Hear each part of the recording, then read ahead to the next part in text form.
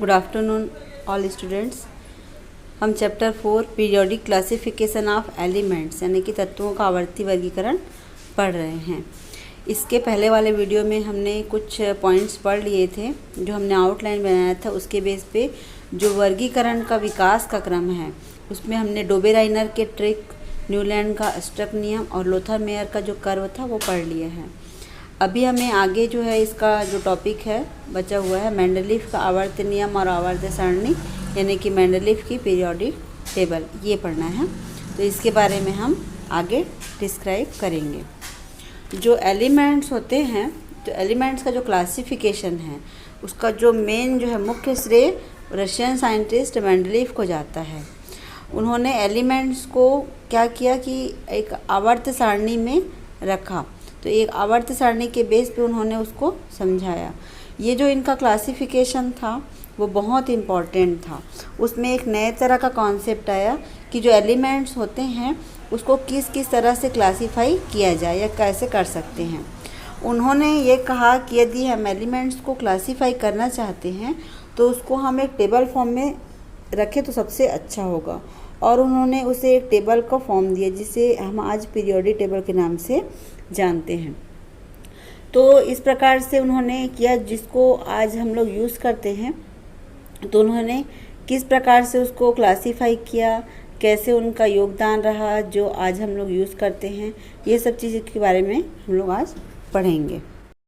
बच्चों, जो सामने स्क्रीन पर आपको दिखाई दे रहा है ये मेंडलीफ का पीरियोडिक टेबल है। कुछ इस प्रकार से दिखाई देता है वो। जब उन्होंने इसे एलिमेंट्स को अरेंज किया तो किस किस टाइप का उन्होंने प्रॉपर्टी रखा, क्या रखा, उसके बारे में हम आज चर्चा करेंगे। तो ये मेंडलीफ का पीरियोडिक टेबल है जिसके बारे में हम इस पे बात करेंगे। बच्चों, ये मेंडलीफ का पीरियोडिक टेबल पढ़ने जा रहे हैं हम लोग। तो इनका पूरा नाम डिमित्री मेंडलीफ था। तो आज हम मेंडलीफ के पीरियोडिक टेबल का थोड़ा सा इंट्रो पहले देख लेते हैं। When elements are arranged in the order of increasing atomic masses, the elements with similar properties occur at regular interval. इन्होंने अपनी सारणी में, अपने टेबल में जो एलिमेंट्स थे उनकी प्रॉपर्टी और उनके एटॉमिक मास के इंक्रीजिंग ऑर्डर, उनकी केमिकल प्रॉपर्टी में सिमिलरिटी के बेस पे उसको अरेंज किया था और एक टेबल का फॉर्म दिया था। Based on this observation, Mendeleev gave a periodic law in 1869. जब उन्होंने अपने टेबल में कुछ प्रॉपर्टी देखी तो उसके बेस पे मेंडलीफ ने एक नियम दिया जिसे पीरियोडिक लॉ कहते हैं, आवर्त नियम। यह नियम उन्होंने 1869 में दिया था। उन्होंने जब अपना पीरियोडिक टेबल दिया उस टाइम में 63 एलिमेंट्स नोन थे नेचर में। In his periodic table Mendeleev arranged all the then known 63 elements in the order of increasing atomic masses. मतलब उन्होंने जब उसको एटॉमिक मासेस के इंक्रीजिंग ऑर्डर में जमाया तो उस टाइम में 63 एलिमेंट्स ज्ञात थे हमारी प्रकृति में। According to Mendeleev periodic law, उनके अकॉर्डिंग, मेंडलीफ के अकॉर्डिंग पीरियोडिक लॉ उनका क्या था, यानी कि उसका डेफिनेशन क्या था। The properties of elements are a periodic function of their atomic masses. मतलब कि तत्वों के भौतिक और रासायनिक गुण उनके परमाणु भारों के आवर्ती फलन होते हैं। ये जो है मेंडलीफ का आवर्त नियम था, मतलब डेफिनेशन था। उन्होंने मेन फोकस किया था परमाणु भार पर, जो कि तत्वों के भौतिक और रासायनिक गुण के आवर्ती फलन होते हैं, ये उन्होंने कहा था। मेंडलीफ के पीरियोडिक टेबल को पढ़ने के लिए हम कुछ टर्म्स के बारे में जान लेते हैं। सबसे पहले हम देखते हैं पीरियोडिक टेबल होता क्या है। टेबल जैसे कि नाम से ही क्लियर है आप लोग को कि टेबल जो है एक फॉर्म होता है जो कि रो और कॉलम के रूप में होता है, यानी कि क्षैतिज और ऊर्ध्वाधर के रूप में होता है। तो इसका डेफिनेशन देख लेते हैं। Periodic table is chart of elements prepared in such a way that elements having similar properties occur in same vertical group. आवर्त सारणी एक ऐसा चार्ट होता है जिसमें समान गुण वाले तत्व समान समूह में ऊर्ध्वाधर रूप से रहते हैं। ये होता है पीरियोडिक टेबल। यह जो होता है एलिमेंट का एक ऐसा टेबुलर फॉर्म होता है एक ऐसा चार्ट होता है जिसमें मेनली दो चीजें होती है। सबसे फर्स्ट होता है ग्रुप्स, जिसको हम लोग समूह या वर्ग कहते हैं, और सेकंड होता है पीरियड्स, जिसे हम आवर्त कहते हैं। तो इसके बारे में हम थोड़ा सा समझ लेते हैं। मेंडलीफ के पीरियोडिक टेबल में 7 जो है हॉरिजॉन्टल रोज थे और 8 उसके वर्टिकल रोज थे। यानी कि कुछ इस प्रकार से हम देख सकते हैं, जैसे कि ये आपका जो दिख रहा है ऐसे ऊपर से नीचे की ओर, ये कुछ इस प्रकार से, ये उसके ऊर्ध्वाधर यानी कि वर्टिकल थे, जिसे हम लोग ग्रुप कहते हैं, समूह। और यहाँ पे आपको क्षैतिज रूप में दिखाई दे रहा है कुछ इस प्रकार से। ये जो हॉरिजॉन्टल रोज है इसे हम पीरियड्स कहते हैं, आवर्त। तो there were 7 periods and 8 groups, यानी कि 7 जो है हॉरिजॉन्टल रोज और 8 जो है vertical rows in the original periodic table of Mendeleev. उनके मेंडलीफ के पीरियोडिक टेबल में 7 पीरियड्स और 8 ग्रुप्स थे। अब हम पीरियोडिसिटी के बारे में जानते हैं, जिसे हिंदी में आवर्तिता कहते हैं। Same property is repeated eight interval of time. एक समयांतराल में किसी तत्व की भौतिक या रासायनिक गुण समान हो जाए तो इसे आवर्तिता कहते हैं। जैसे मान लो 4 या 5 एलिमेंट्स हैं और कुछ समय के बाद उनकी प्रॉपर्टी धीरे धीरे सेम होने लगे, तो उसे हम लोग पीरियोडिसिटी कहते हैं, यानी कि आवर्तिता। और इन सब चीज़ों का यूज मेंडलीफ ने अपने पीरियोडिक टेबल में किया है, जो हम लोग आगे इसका वर्णन करेंगे। मेंडलीफ ने अपने पीरियोडिक टेबल को समझाने के लिए कुछ इस प्रकार से कार्ड्स बनाए। जैसे इन्होंने एलिमेंट का नाम लिखा, जैसे ये नाइट्रोजन है, और उसका एटॉमिक मास, जैसे इसका एटॉमिक मास है 14.0, ऐसे इन्होंने लिखा। वैसे ही कार्बन का 12 है एटॉमिक मास, ऐसे ही सारे एलिमेंट्स के एटॉमिक मास इन्होंने लिखे। और कुछ प्रॉपर्टीज भी, जैसे कि हाइड्रोजन ऑक्साइड बनाता है और इसका एटॉमिक मास 1.0 होता है, ये R2O प्रकार का ऑक्साइड बनाता है। वैसे ही इन्होंने पोटेशियम का, जैसे कि 39.1 इसका एटॉमिक मास होता है, ये ऑक्साइड बनाता है R2O टाइप का। तो ऐसे ही जितने भी एलिमेंट्स है सबकी प्रॉपर्टीज ऐसे लिख के रख दिया। और उसके बाद सेम जो सिमिलर प्रॉपर्टीज था उसको इन्होंने इस प्रकार से अरेंज किया। जैसे कि ये हाइड्रोजन है, हाइड्रोजन का ये ऑक्साइड बनाता है। वैसे ही लिथियम ऑक्साइड बनाते हैं, सोडियम बनाते हैं ऑक्साइड, और उसके बाद एक के बाद एक एक करके नीचे ऐसे रखते गए। तो ये ऑटोमेटिक ये इंक्रीजिंग ऑर्डर में और अपनी प्रॉपर्टीज के बेस पे ऐसे अरेंज हो गए कुछ इस प्रकार से। वैसे ही इन्होंने एटॉमिक मास देखा 9.1, बोरान का 11 होता है, कार्बन का 12 होता है, नाइट्रोजन का 14 होता है, ऑक्सीजन का 16 होता है, फ्लोरीन का 19 होता है। ऐसे करके इसको अरेंज किया और ऐसे पिनअप करके इसको रख दिया। तो उन्होंने देखा कि जब उन्होंने इस प्रकार से अरेंज किया तो वो ऑटोमेटिकली एक पीरियड के रूप में, जैसे कि इस टाइप का पीरियड्स के रूप में अरेंज हो गए, कुछ इस प्रकार से आवर्त के रूप में, पीरियड्स के रूप में। और वैसे ही जब उन्होंने ऑक्साइड की प्रॉपर्टी को देखा तो वो भी इस प्रकार से कुछ अरेंज हो गए। तो इन सब के बेस पे उन्होंने एक पीरियोडिक टेबल बनाया। ये जितने भी अरेंज दिखाई दे रहे हैं इसके बेस पे उन्होंने बनाया कि जैसे 1 2 3 4 5 6 7 पीरियड्स और 1 2 3 4 5 6 7 8 जो है ग्रुप्स हैं। इसी बेस पे उन्होंने अपना प्रैक्टिकल किया और अपना पीरियोडिक टेबल बनाया।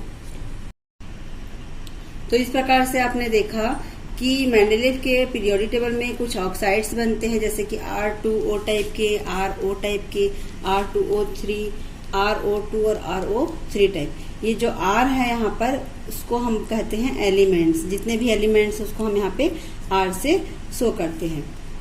वैसे ही ये जितने भी एलिमेंट्स है वो हाइड्राइड्स भी बनाते हैं, RH टाइप का, RH2 टाइप का, RH3 टाइप का, RH4 टाइप का।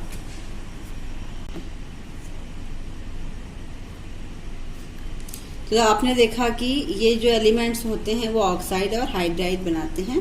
उनके मेंडलीव के टेबल में। अब हम आगे देखते हैं। Undiscovered element at that time for which gaps were left in the periodic table were named by Mendeleev as eka boron, eka aluminium and eka silicon by prefixing the term eka to the name of the preceding element in the same group। उन्होंने अपने discovery में कुछ elements के लिए space छोड़ा था, आपने देखा पीरियोडिक टेबल में। तो उस एलिमेंट के लिए उन्होंने कुछ नाम दिया था, जैसे कि एका boron, eka aluminium and eka silicon. ये जो एका वर्ड है वो संस्कृत के वर्ड मतलब संस्कृत से डिराइव किया गया है, जिसका मीनिंग होता है फर्स्ट यानी कि पहले। इसका मीनिंग ये होता है एका बोरॉन, एका बोरॉन यानी कि बोरॉन से पहले। तो उन्होंने स्कैंडियम के लिए एका बोरॉन यूज किया। वैसे ही उन्होंने एका एल्यूमिनियम यूज किया गैलियम के लिए और एका सिलिकॉन यूज किया जर्मेनियम के लिए। और बाद में इसकी डिस्कवरी हुई जिसको स्कैंडियम, गैलियम और जर्मेनियम कहा गया। तो इस प्रकार से उन्होंने जो स्पेस छोड़ा था उसकी बाद में खोज हुई थी। तो वो इतने ज्यादा कॉन्फिडेंट थे अपने डिस्कवरी के लिए कि उन्होंने उनका नाम भी शो कर दिया था और बाद में उसकी डिस्कवरी हुई। मेंडलीव को अपने पीरियोडिक टेबल में अधिक द्रव्यमान वाले यानी कि जो ज्यादा एटॉमिक मास वाले एलिमेंट्स हैं उसको कभी कभी कम द्रव्यमान वाले, कम एटॉमिक मास वाले एलिमेंट से पहले रखना पड़ा। ऐसा इसलिए उनको करना पड़ा क्रम को क्योंकि उनकी जो प्रॉपर्टी थी वो सेम थी। तो सेम प्रॉपर्टी वाले एलिमेंट्स को एक साथ रखने के लिए उन्हें ऐसा करना पड़ा। जैसे एग्जांपल के लिए कोबाल्ट जिसका एटॉमिक मास 58.9 है, उसको टेबल में निकिल जिसका एटॉमिक मास 58.7 है, मतलब कि निकिल का कम है और कोबाल्ट का ज्यादा है, लेकिन उनको टेबल में कोबाल्ट को पहले रखना पड़ा निकिल से क्योंकि इनकी प्रॉपर्टी के बेस पे ऐसा किया गया। मेंडलीव ने अपनी टेबल में कुछ खाली स्पेस छोड़े थे, सारणी में जो जगह छोड़ा था, यही उनकी उपलब्धि थी, बहुत बड़ी असाधारण सफलता थी, जिसके कारण उन्हें इस कॉन्सेप्ट का सृजक भी माना जाता है। ये बहुत बड़ी उपलब्धि थी क्योंकि वो अपने प्रैक्टिकल में बहुत ज्यादा, अपने खोज में बहुत ज्यादा कॉन्फिडेंट थे और उन्होंने स्पेस छोड़ के रखा था कि आगे आने वाले समय में इसमें जरूर एलिमेंट की खोज होगी और ऐसा हुआ। उसी समय कुछ जो गैसें हैं उसकी भी खोज हुई जिसे अक्री गैस कहते हैं, जो कि अनरिएक्टिव थे और बहुत बाद में इसकी खोज हुई क्योंकि ये पर्यावरण में अनरिएक्टिव थे, कहीं क्रिया नहीं करते थे, तो इसकी खोज बाद में की गई। अब हम मेंडलीव के क्लासिफिकेशन के मेरिट्स की बात करते हैं कि उसकी लाभ क्या है। सबसे पहला मेरिट्स है Mendeleev's periodic law predicted the existence of some elements that had not been discovered at that time. Mendeleev की यह सबसे बड़ी उपलब्धि थी कि उन्होंने अपने पीरियोडिक टेबल में कुछ गैप्स छोड़े थे, स्थान छोड़े थे, क्योंकि उन्हें विश्वास था कि कुछ ऐसे ही एलिमेंट्स आगे आने वाले समय में मिलेंगे जिसकी खोज होगी और उस समय जो पीरियोडिक टेबल था उसमें कोई छेड़खानी ना हो, यही सोचकर उन्होंने उसमें गैप छोड़ा था, स्थान छोड़ा था और उनका यही दृढ़ अनुमान सही था। उन्होंने जो स्थान छोड़े थे बाद में उस स्थान के गुणों से मैच करता हुआ गैलियम, स्कैंडियम और जर्मेनियम जैसे एलिमेंट्स की खोज हुई। तो यह उनके लिए बहुत बड़ी उपलब्धि थी मेंडलीव के लिए। दूसरा जो सेकंड मेरिट्स था उनका, Mendeleev's periodic table could accommodate noble gas when they were discovered. अक्री गैसों का समायोजन, ये उनका सेकंड मेरिट्स था। इसमें यह बताया गया है कि the noble gases are placed in a separate group because they are chemically unreactive. अक्री गैसों का जो पता है वो देर से चला क्योंकि ये अनरिएक्टिव हैं और एटमॉस्फेयर में इनकी मात्रा बहुत कम है, तो ये देर से पता होने के कारण इसमें यहाँ पर मेंडलीव ने अपने पीरियोडिक टेबल में इनके लिए स्पेस छोड़ा था, पूरा एक ग्रुप ही खाली छोड़ा था और बाद में जब इनकी खोज हुई तो उनके लिए बिना छेड़खानी किए हुए पीरियोडिक टेबल में इनकी जगह फिक्स हो गई। तो ये मेंडलीव की बहुत बड़ी उपलब्धि थी कि जब इन गैसों का पता चला तो जो पिछला अरेंजमेंट था उसमें बिना छेड़खानी किए हुए समूह को रखा जा सका।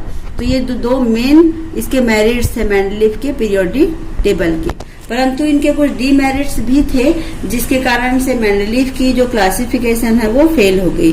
तो आइए अब हम इसके डीमेरिट्स के बारे में बात करते हैं। अब हम बात करते हैं मेंडलीफ के क्लासिफिकेशन में उसके एनोमलीज की, यानी उनकी लिमिटेशन की, डीमेरिट्स की, कि किसके कारण से यह क्लासिफिकेशन फेल हुआ। तो सबसे पहला है the position of isotope could not be explained. जो समस्थानिक हैं उनके स्थान की व्याख्या नहीं की गई। समस्थानिक आइसोटोप्स के बारे में आप लोगों ने पहले भी क्लास में पढ़ चुका है। Isotopes are the atoms of the same element having similar chemical properties but different atomic masses. Mendeleev के नियमानुसार जो एलिमेंट्स होते हैं उसको एटॉमिक मास के अनुसार अरेंज किया जाना चाहिए, जिससे आइसोटोप अलग अलग स्थान पर अरेंज होने चाहिए थे। बट यहाँ पर आइसोटोप के लिए स्थान नहीं दिया गया, क्योंकि आइसोटोप्स में जो उसके एटॉमिक नंबर होते हैं वो तो सेम होते हैं, बट उसके एटॉमिक मास डिफरेंट होते हैं। जैसे एग्जाम्पल के लिए क्लोरीन के 2 आइसोटोप होते हैं, क्लोरीन 35 और क्लोरीन 37। क्लोरीन 35 का एटॉमिक मास होता है 35 और क्लोरीन 37 का एटॉमिक मास होता है 37। तो इसके मेंडलीफ के नियम के अकॉर्डिंग दोनों के लिए अलग अलग ग्रुप्स में स्थान होना चाहिए था, परंतु इसका जो है व्याख्या नहीं किया गया यहाँ पर। यही इनका डीमेरिट्स था मेंडलीफ के पीरियोडिक टेबल का। सेकेंड डीमेरिट्स हम देखते हैं, एनोमलीज देखते हैं। Wrong order of atomic masses of some elements could not be explained. कुछ तत्वों के जो परमाणु द्रव्यमान थे उसकी व्याख्या नहीं की गई, जो कि गलत थी। जैसे कि हम देखते हैं कि इस नियम के अकॉर्डिंग जो एलिमेंट्स थे उसको एटॉमिक मास के बेस्ड पर अरेंज किया गया था, जिसमें कम एटॉमिक मास वाले एलिमेंट को पहले और ज्यादा एटॉमिक मास वाले एलिमेंट को बाद में रखा गया था, उनकी प्रॉपर्टी के बेस्ड पर। लेकिन उनके प्रॉपर्टी के बेस्ड पर जब अरेंज किया गया तो कुछ हद तक यह नियम गलत हो गया। जैसे एग्जांपल के लिए हम देखते हैं कोबाल्ट का एटॉमिक मास होता है 58.9 और निकिल का एटॉमिक मास होता है 58.7। मतलब कि कोबाल्ट का एटॉमिक मास ज्यादा था और निकिल का कम था, बट टेबल में कोबाल्ट को स्थान पहले दिया गया। ये नियम के अपोजिट था, इसीलिए कहा गया है कि the elements arrange in the order of increasing atomic masses, so the element with lower atomic mass should come first and the element with higher atomic mass should come later, जो कि इनके rules के opposite था, इसलिए यह fail हो गया। Third anomalies की बात करते हैं। A correct position could not be assigned to hydrogen in the periodic table. आवर्त सारणी में जो हाइड्रोजन था उसका स्थान सुनिश्चित नहीं किया था मेंडलीफ ने। मेंडलीफ ने अपने टेबल में हाइड्रोजन को फर्स्ट ग्रुप में रखा था। आप लोगों ने पीरियोडिक टेबल में देखा था कि उन्होंने उसको फर्स्ट ग्रुप में रखा, जो कि अल्केली मेटल्स का ग्रुप है, जबकि हाइड्रोजन हेलोजन की भी प्रॉपर्टी रखता है। मींस हाइड्रोजन अल्केली मेटल्स और हेलोजन दोनों की प्रॉपर्टी शो करता है। तो इस प्रकार से हाइड्रोजन का स्थान सुनिश्चित नहीं किया गया कि वो अल्केली मेटल्स ग्रुप का है कि हेलोजन ग्रुप का है। तो मेंडलीफ ने अपने पीरियोडिक टेबल में इसकी व्याख्या नहीं की है। तो इस प्रकार से हम कह सकते हैं कि जो मेंडलीफ की पीरियोडिक टेबल का जो फेल होने का रीजन था वो यही तीनों था। The failure of Mendeleev's periodic law to explain the position of isotopes, wrong order of the atomic masses of some elements and position of hydrogen suggested that atomic mass cannot be the basis for the classification of elements। तो ये तीन जो थे reason थे, position of isotope यानी कि समस्थानिक को उन्होंने स्थान नहीं दिया, wrong order of the atomic masses of some elements and position, जो एटॉमिक मास था उसके बेस पे जब अरेंज किया था, लेकिन कुछ के लिए यह गलत साबित हो गया, और हाइड्रोजन का स्थान सुनिश्चित नहीं किया। तो यही तीन रीजन थे जिसके कारण मेंडलीफ की आवर्त सारणी को आगे सफलता नहीं मिल पाई। तो all the anomalies of Mendeleev classification disappear. तो इन सब के कारण से मेंडलीफ की क्लासिफिकेशन को असफलता हाथ लगी। तो बच्चों, आज हमने इस प्रकार से मेंडलीफ का पीरियोडिक टेबल के बारे में स्टडी किया, जिसको अगर हम शॉर्ट में समझें तो 7 पीरियड्स और 8 ग्रुप होते हैं, और उसमें उन्होंने अपने पीरियोडिक टेबल में कुछ ब्लैंक स्पेस भी छोड़े हैं ताकि आगे आने वाला जब एलिमेंट का खोज हो तो उस समय इसमें छेड़खानी ना हो और अरेंजमेंट में दिक्कत ना हो। तो इस प्रकार से इन्होंने मेंडलीव का एक पीरियोडिक टेबल बनाया।